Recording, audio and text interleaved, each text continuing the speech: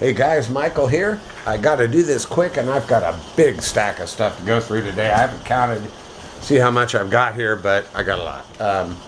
Went out and did a couple errands today. Went to the Goodwill store and went to, while I was out doing my errands, and went to Live Music Institute. Ended up spending a little more than I intended to, but I got some cool things. I've already played this and listened to it a little bit. These are from Goodwill. My Goodwill has taken to marking things at half price with magic marker. So this was 50 cents. Without that magic marker, this would be in gorgeous shape. Page 4, Patti Page, a collection of her most famous songs. And it is in absolutely gorgeous condition. I didn't even clean this, put it on and played it. Nary a snap, crackle, or pop. I was pretty surprised. A couple others. These are all 50 cents. This may end up getting passed on. I don't know. But it was in really good shape. The Sandpipers, Softly. Has Love Is Blue on it. All My Loving. Suzanne. And some other stuff, kind of ultra soft, smooth, easy listening, slightly folky sort of thing. Most famous for one of the songs that's on this. This is called the Sandpipers Four-Sider. There's a little mark showing that I only paid 50 cents for it. And Guantanamera is, of course, a song that they're best known for. Other than that, though, the album is in absolutely great condition. The inner sleeve's got a little bit of a split. It's a double album, 4 sides. It's got Guantanamera, Louie. I'm really having a hard time wrapping I can't wait to hear how that sounds. Got this. I just sent off some bongo stuff, but I couldn't pass this up. I'll give it a good listen. Missing an inner sleeve, and I don't know why I didn't steal one. Bongos Reeds Brass, Volume 2, performed by the big band of Harry Zimmerman on Hi-Fi Records Incorporated out of Hollywood, Life Series. And inside the gatefold, instead of talking about the music, they talk about the recording and stuff. Who knows? I don't know. But the record, in spite of the fact that it's got no inner sleeve, is absolutely gorgeous looking.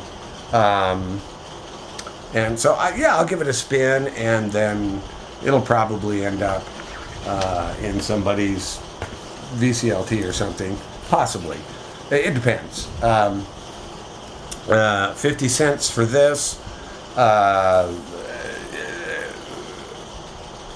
The sleeve's actually in kind of rougher shape than I thought when I bought it, but I've had a copy of this of my own forever, since it came out. But the record looked to be in really perfect shape.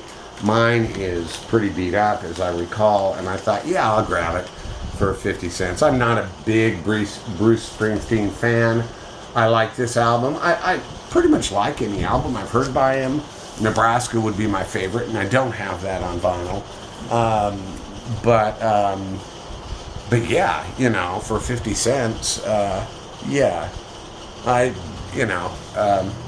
then I need to clean this one up. It's dirty, and it's got a G on it.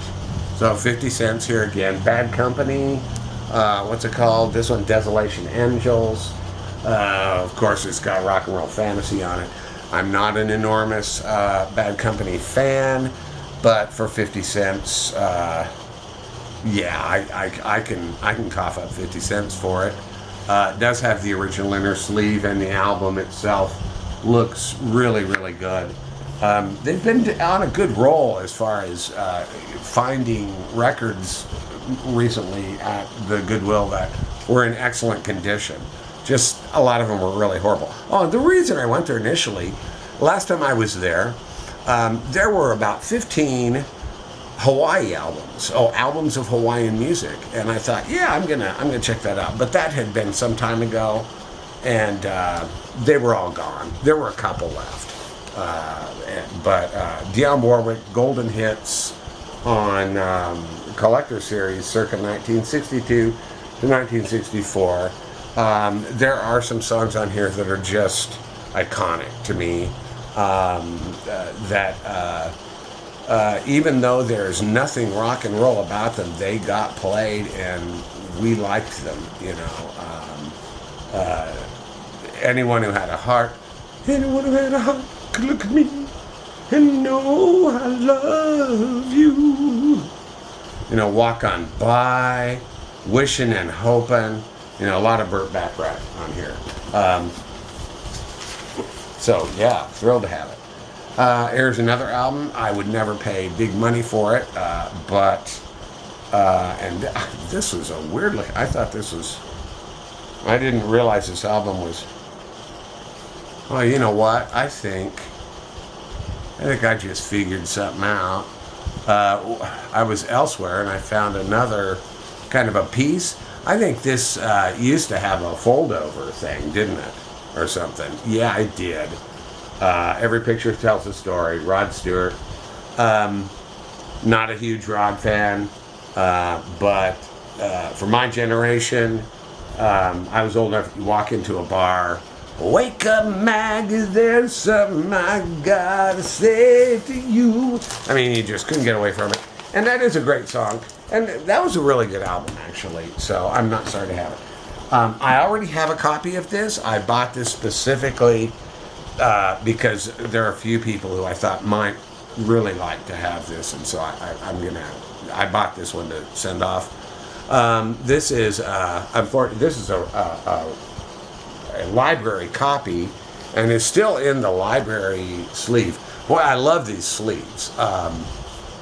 They are awesome. I would love to have been able to, just get my hands on,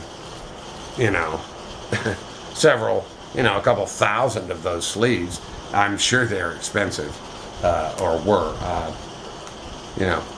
Really, really nice sleeves. And they're all made this way, so gatefolds, whatever work. It's got the LP label on it. This is from the Topeka Public Library. I looked at the card, which is still in here, and it tells you how old it is. It was in the, it's got a new recordings thing on it still too. But it was first checked out in March 25th of 1982. And last time it was checked out was December 17th of 1987.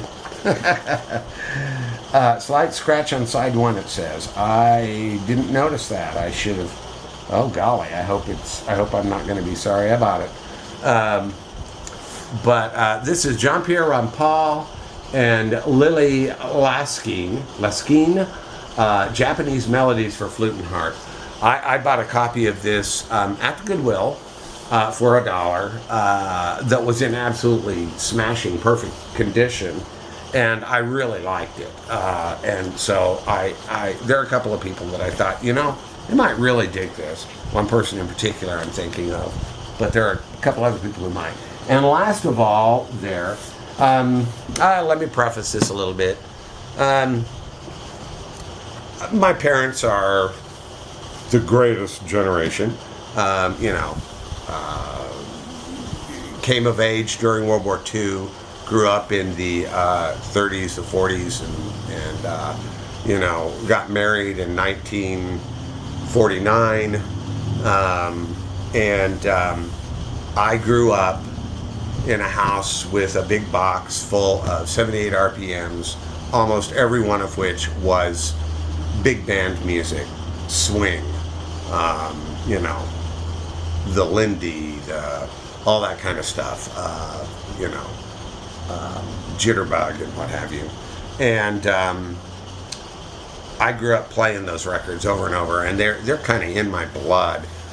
When I played blues and stuff, it was amazing. I mean, it was so much a part of me. I mean, I just wanted to swing stuff. So I couldn't pass this up. There were stacks and stacks of Reader's Digest box sets there. None of the others had any interest at all to me, but this one, a collector's edition of original recordings from the great band era, and whoever owned these, it was obviously all from one estate. I don't know that they had ever played them. 1936 to 1945, bands such as Dorsey, Duke Ellington, just on and on. Artie Shaw, Benny Goodman. Wow. I mean, it's just, it's just, and it's got a little book with it, which, they always did. And I will say this, they package things very nicely. It's too bad they didn't have better taste most of the time. And the records themselves, every one of them look absolutely amazing. I wish they were grouped by the bands themselves rather than being each one as a compilation of themes. This one is great band theme songs. Then we have 1936, 1937, part 1 and part 2, and so forth. Haven't played it yet, but I swear the old people that owned this, I don't think ever played it. It really looks like it's never been played. It's about all the big band I'll ever need. I've got a great set of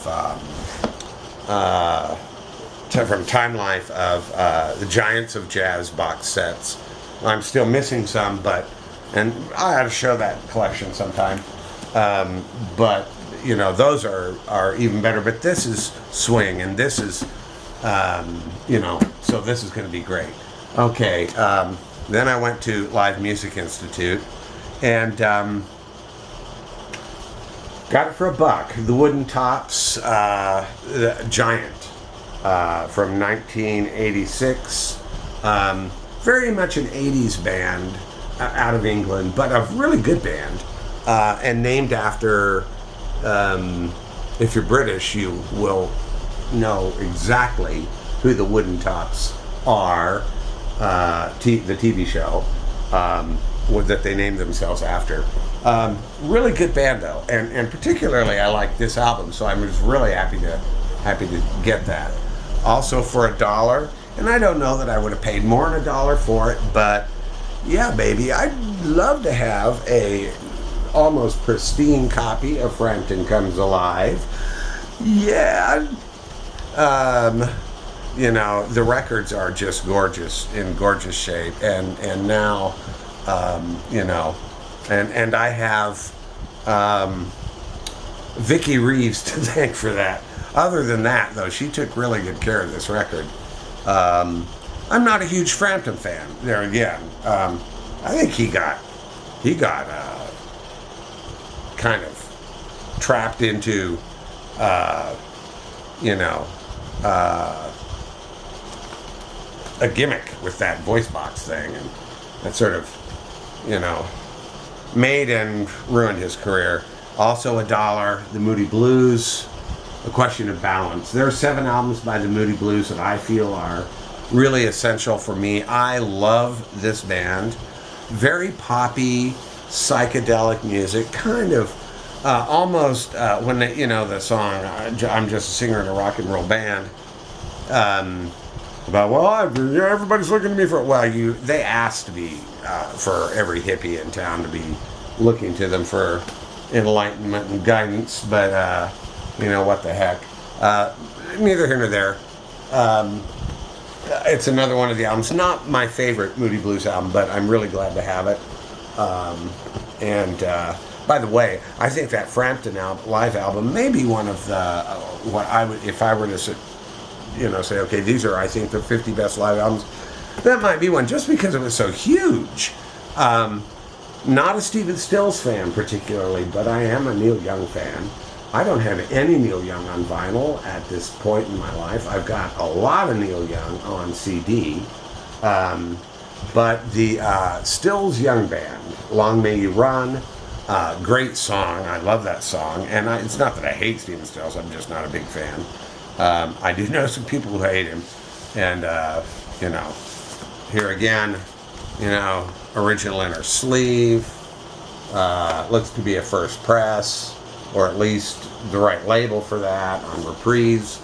And whoever owned it took really good care of it. These, I didn't even know they were there. They were still in, orange crates. And the owner, another guy was in there, and he was looking for a particular album, and which the owner found for him. And he just happened to say, well, those are dollar records too over here. And I was like, oh, really? I didn't even know they were there. He said, yeah, somebody brought in their collection. He said, I don't know what he paid, and he obviously didn't give him much money, which I'll never sell this guy records. I like him, but I don't think he'd give me good money for even things that are, I could take a $100 album and he wouldn't want to give me even $5 for it, I bet you. But, and he said, I'm just putting them all out for $1. And I'm like, oh, great. And here we are, very nice copy in general of Court and Spark, Joni Mitchell's best known album, I would guess. Probably that and Blue, maybe. And probably my favorite Joni Mitchell album. I really like Joni Mitchell a lot. I'm not going to pay huge bucks for her, but I like the jazz stuff and all that. But this album just has some really sweet connotation and connection. My fifth Sean Phillips album, and never paid more than $1, and I wouldn't. I see no point there. I like him a lot, but not enough to pay any real money for them. And I don't know that anybody is asking real money for them as far as that goes. But here again, the album looks to be just perfect. It's just gorgeous. So I couldn't be happier to have it. It's in kind of a fancy generic sleeve A&M records flying out the window or flying in the window. I don't know what they're doing. And a dog looking at it. But always happy to have another Sean Phillips album. It's been interesting listening to them because I've gotten them almost in the order that they were issued. I got the second album, then the first album, and not actually, neither of those are actually. Anyway, got the second album, Contribution 2, second Contribution. Then I found Contribution, and then I found two more after that. And each one has seemed to progress and be a little bit more interesting, which is an interesting thing. And last of all, for out of the dollar bins there, I couldn't pass this up. The Great Grizzly Bear Hunt by the incredible Broadside Brass Bed Band on Poison Ring Records. It's got songs like Bullfrog Blues, I Wish That I Could Shimmy Like My Sister Kate, I Dreamed I Saw St. Augustine. He put it on and played it, and it sounded really, really bad in there, but it may be that it just needs a serious, serious cleaning. But I couldn't pass it up, not when it contains the hit Little Dead Surfer Girl.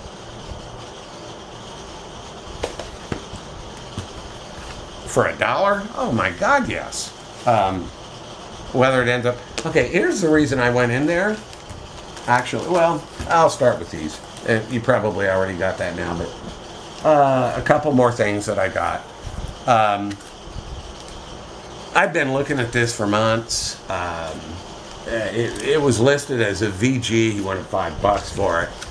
And I decided to put it on the turntable. He has a turntable in the record room there, and it played fine. There was one skip where it jumps one groove, and I suspect that's dirt, not a scratch or anything.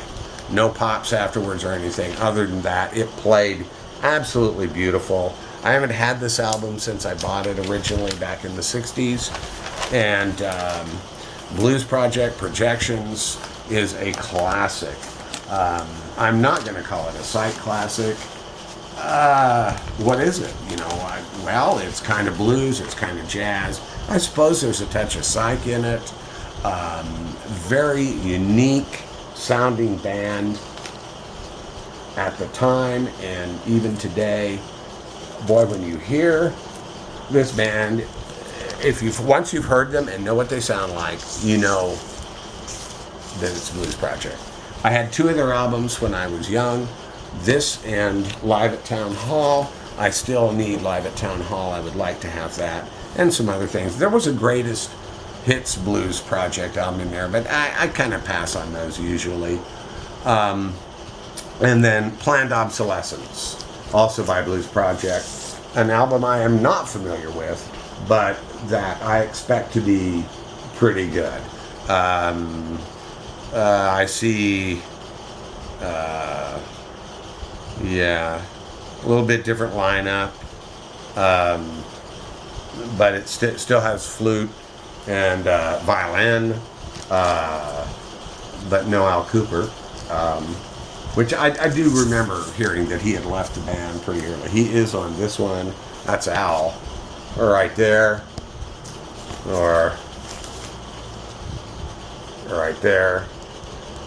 Al Kooper is one of those guys. I think he's great playing with people and stuff in general. I am not a big fan of those Bloomfield, Kooper, and Stills, Super Session albums.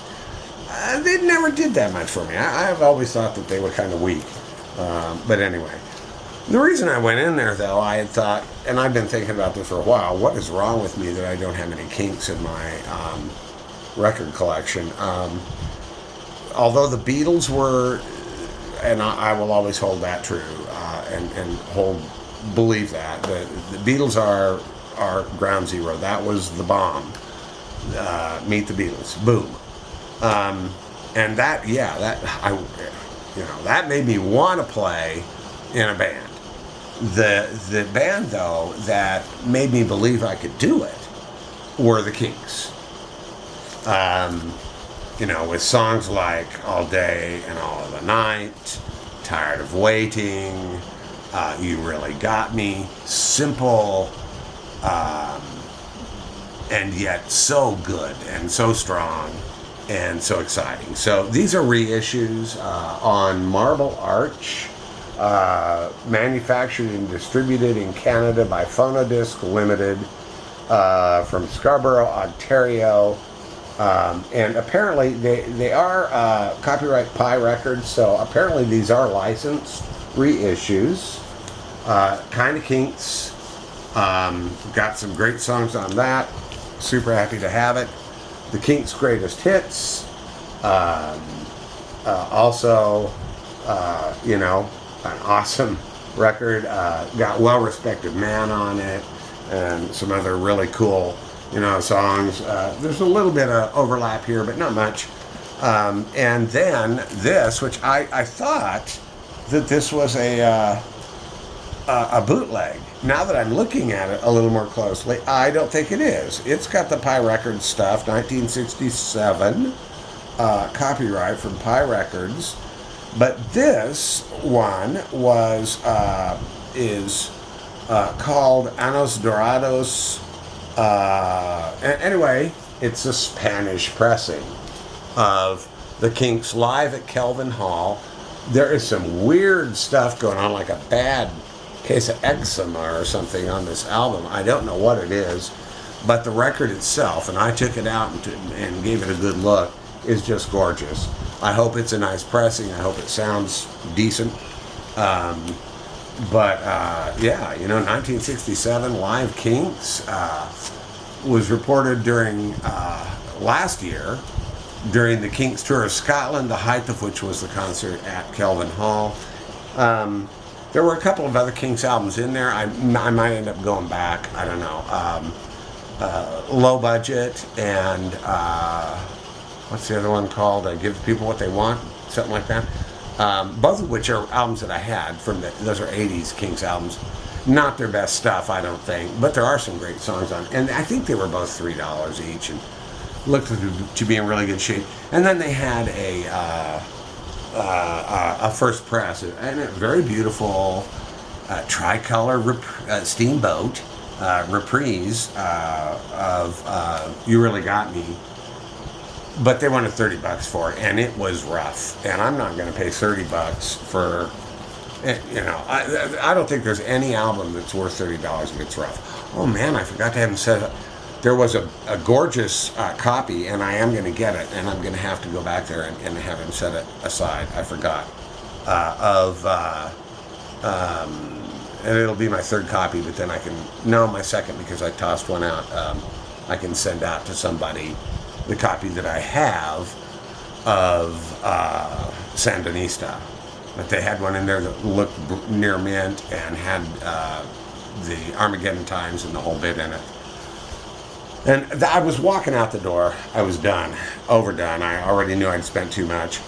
And somehow, for some reason, I looked in the T section and wham, near mint copy, they said. I would say a VG plus. Not really. The label I'd only give a VG. They're not the best on grading. But of Tupelo Chain Sex, Spot the Difference. I love this album.